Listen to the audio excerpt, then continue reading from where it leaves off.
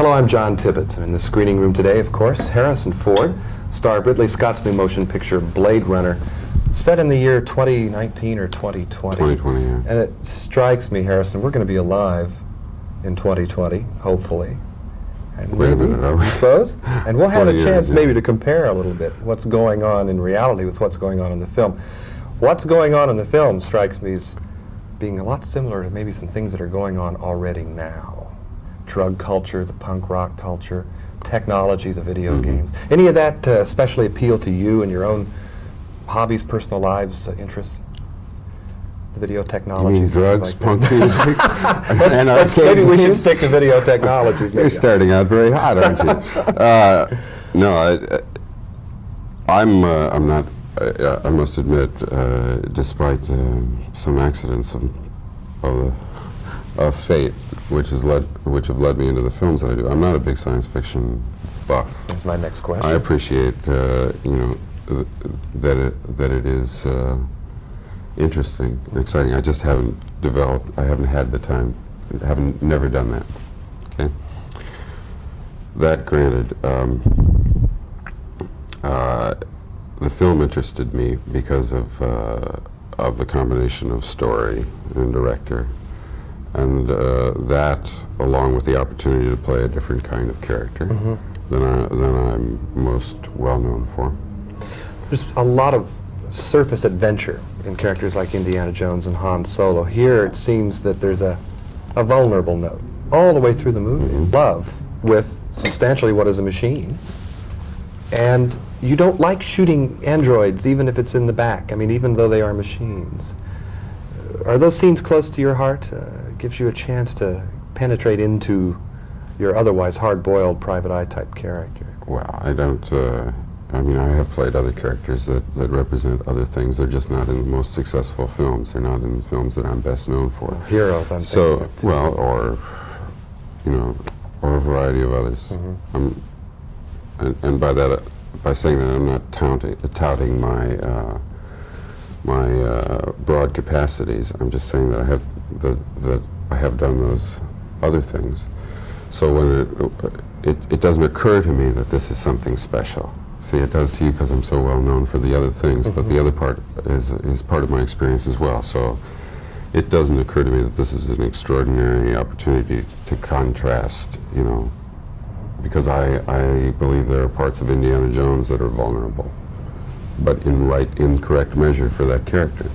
There are parts of Han Solo in which he expresses his vulnerability, Han Solo's way. Now, you've already finished. Just Become to you when you have to consider future motion picture projects. You have to consider saga. I've finished my participation in the series participation at this point. I mean, the next planned Star Wars has no Han Solo character in it. Jones spawns more than, say, another 2 movies. Extraordinary position. I don't us doing any more than Planet Raiders 2 we're shooting in mid-'83 with Steven Spielberg again directing. And the plans for the third one would not commence until the second one proves to be viable. So I don't think that much about that kind of commitment. I'm in between to explore other opportunities. You're in a position now where you really can have an awful lot of say about your scripts. That's an enviable position for an actor.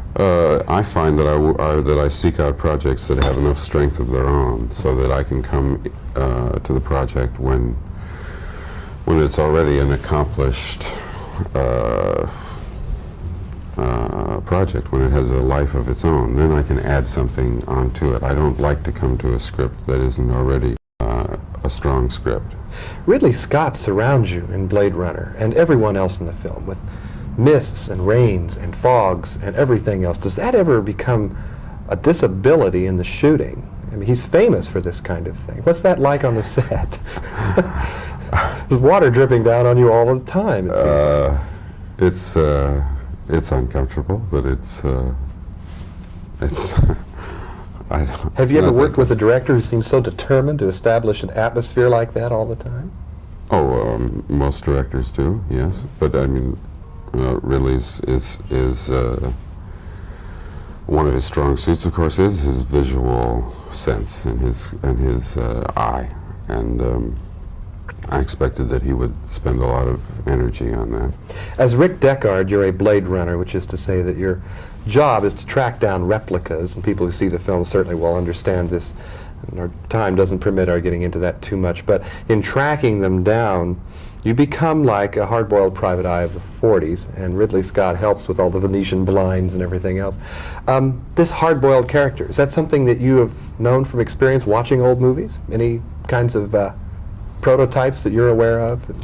Yeah, I go home and I run all Garth's films and I study the way he walks and the way.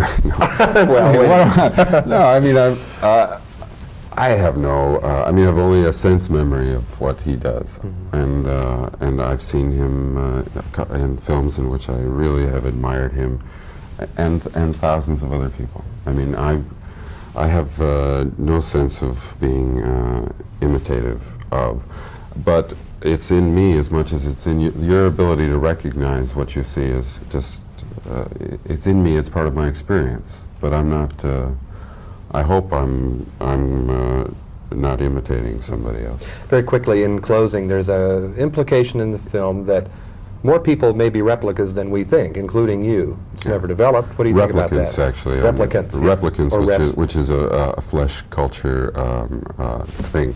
But yeah, I was afraid that was going to be happening. There's no truth to the rumor. Does he put his head through a wall? I am a very often? replicant. I was afraid of that. Well, while Harrison disintegrates, his 4-year lifespan is about up. I'm John Tibbetts. Go see Blade Runner, an extraordinary motion picture with Sean Young, Rutger Hauer, Harrison Ford, directed by Ridley Scott. I'll talk to you next time in the screening room.